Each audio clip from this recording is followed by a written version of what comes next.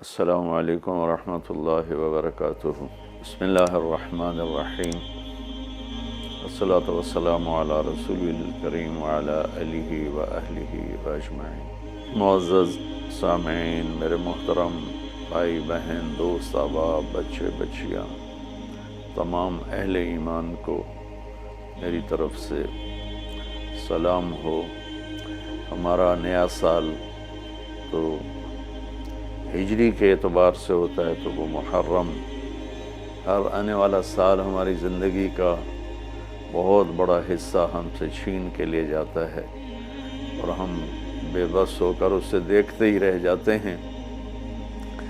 دنیا کی ہر چیز پر ہم نے اپنے پہرے بٹھائے ہوئے ہیں، لیکن وقت اور زندگی جو سب سے قیمتی سرمایہ ہے، روزانہ ہم سے گردش دوران، سورج اور چاند کی گردش، دن اور رات کا ہیر اور پھیر، کہ ہماری زندگی ہم سے چراتا چلا جاتا ہے۔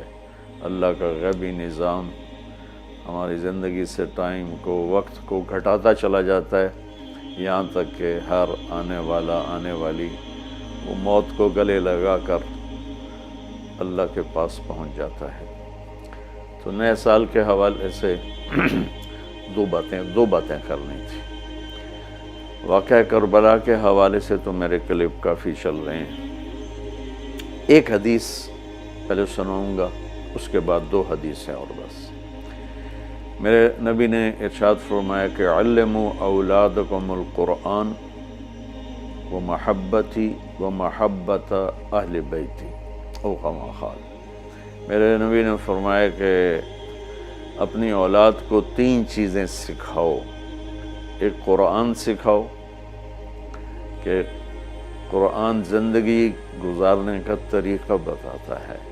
میڈیکل سائنس ہو یا انجینئرنگ سائنس ہو یا کائنات کا کوئی بھی علم ہو، وہ انسان بننا نہیں سکھاتا۔ اناٹمی پڑھ کے ڈاکٹر بن جائے گا، انسان بننے کے لیے قرآن پڑھنا پڑے گا، سیکھنا پڑے گا۔ تاجر، سیاستدان، زمیندار، بادشاہ، بیگم، ملکہ، رانی، فقیراً فقیر، امیراً امیر، سب اس چیز کے محتاج ہیں کہ زندگی کیسے گزارنی ہے، اچھی زندگی جس پر اللہ بھی راضی ہو اور ہم بھی سکون سے رہیں، وہ قرآن ہے۔ کہ قرآن ان ھذا القرآن یہدی للتی ہی اقوم، یہ دعویٰ صرف قرآن کا ہے۔ میرا اللہ فرماتا ہے کہ صرف قرآن ہی ہے جو تمہیں صحیح زندگی گزارنے کا طریقہ بتاتا ہے۔ ہمارے گھروں کی زندگی انتشار کا شکار ہے، شادی ہوتے ہی طلاقیں ہو رہی ہیں، طلاقوں کی ریشو بڑھ رہی ہے کہ والدین اپنے بچے بچیوں پر صرف پڑھائی پڑھائی پڑھائی، اور ہمارے پاکستان میں پڑھائی تو ہے نہیں، صرف کاروبار ہے۔ تو بچے بچیوں کو پتہ ہی نہیں ہوتا جب شادی ہوتی ہے کہ زندگی کیسے گزارنی ہے۔ ایسے والدین کو بھی نہیں پتہ ہوتا کہ ہم نے اپنی اولاد کو کس بنیاد پہ کھڑا کرنا ہے۔ تو قرآن وہ زندگی بتاتا ہے جس پر چل کر ہر بڑا چھوٹا، بڑی چھوٹی خوشگوار زندگی گزار سکتے ہیں۔ تو آپ نے فرمایا کہ اپنی اولاد کو قرآن سکھاؤ۔ دوسرا فرمایا وہ محبتی، اور میری محبت سکھاؤ، کہ آپ نے فرمایا لن یؤمن احدکم حتی اکون احب الیہ من الناس وولدہ ووالدہ اجمعین۔ آپ نے فرمایا کہ اگر تم چاہتے ہو کہ تمہارا ایمان مکمل ہو تو میری محبت اپنی ذات سے، اپنے والدین سے، اپنی اولاد سے اور پوری دنیا کے انسانوں سے مجھے سب سے زیادہ پیار دو گے تو تمہارا ایمان مکمل ہوگا۔ تو اللہ کے نبی کی محبت کے بغیر ایمان کامل ہو نہیں سکتا۔ اب محبت کا کیا پیمانہ ہے، کیا معیار ہے؟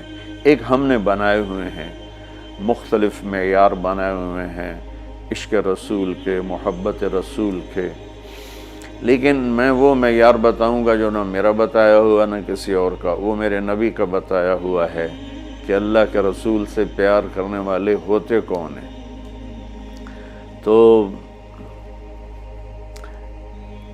آپ وضو فرما رہے تھے، صحابہ آپ کے وضو کا پانی نیچے سے یوں بک بھر بھر کے کوئی پی رہا ہے، کوئی منہ تے لا رہا ہے، کوئی ہتھاں تے، کوئی سینے تے۔ تو آپ نے پوچھا ما یحملکم علی ھذا، بھئی یہ کیا کر رہے ہو، کیوں کر رہے ہو؟ کہ حبا للہ ولرسولہ۔ تو صحابہ نے عرض کی یا رسول اللہ آپ اور آپ کے رب کی محبت میں کر رہے ہیں۔ سبحان اللہ۔ تو ہم نے فرمایا کہ میں تمہیں بتاتا ہوں کہ مجھ سے محبت کرنے والا اور اللہ سے محبت کرنے والا کون ہے۔ بس ایڈا سستا سودا نہیں ہے کہ صرف میرے وضو دا پانی تسی پی لو تے تسی میرے عاشق بن جاؤ، کہ وہ میں تمہیں بتاتا ہوں کہ اللہ اس کے رسول سے محبت کا پیمانہ کیا ہے۔ وہ پیمانہ ہے کہ اگر تم اس پر پورے اتر گئے تو دو طرفہ کام ہو جائے گا، تم اللہ رسول سے پیار کرو گے، اللہ رسول تم سے پیار کریں گے۔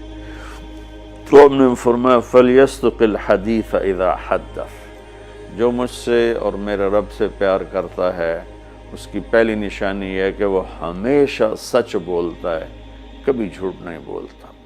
اس پیمانے پہ پاکستان کے 22 کروڑ انسانوں کو تولو تو چند ہزار ہی نکلیں گے، ورنہ میرے ملک پہ جھوٹ کی لعنت چھائی ہوئی ہے۔ فَلْيُؤَدِّ الْأَمَانَةَ إِذَا تُؤْمِنَ، جو مجھ سے اور میرے اللہ سے پیار کرتا ہے وہ کبھی کسی کو دھوکہ نہیں دیتا، ہمیشہ دیانتداری سے کام کرتا ہے، دیانتداری سے ہر ڈیل کرتا ہے۔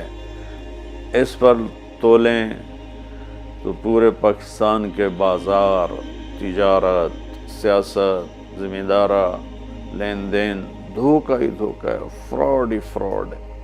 اس میں بھی چند سو ہی نکلیں گے جن کو اللہ رسول کے محبت کی گارنٹی ملے گی۔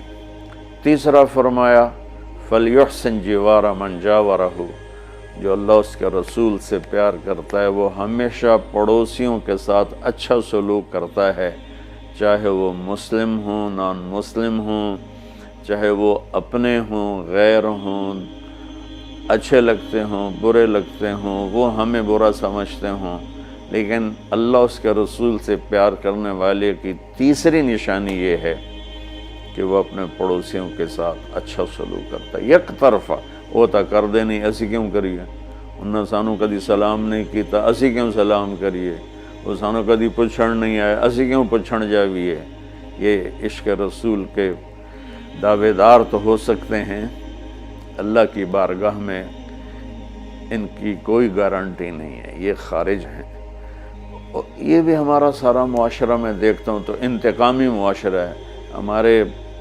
ہمارے علاقے کی مثال ہے جی، قدمہ دے قدم ہون دن، کیا مطلب کہ جو ہمیں پوچھنے آئے گا ہم بھی پوچھنے جائیں گے، جو ہمیں سلام کرے گا ہم بھی سلام کریں گے، جو نہیں کرے گا تو ایسا کیوں کریے۔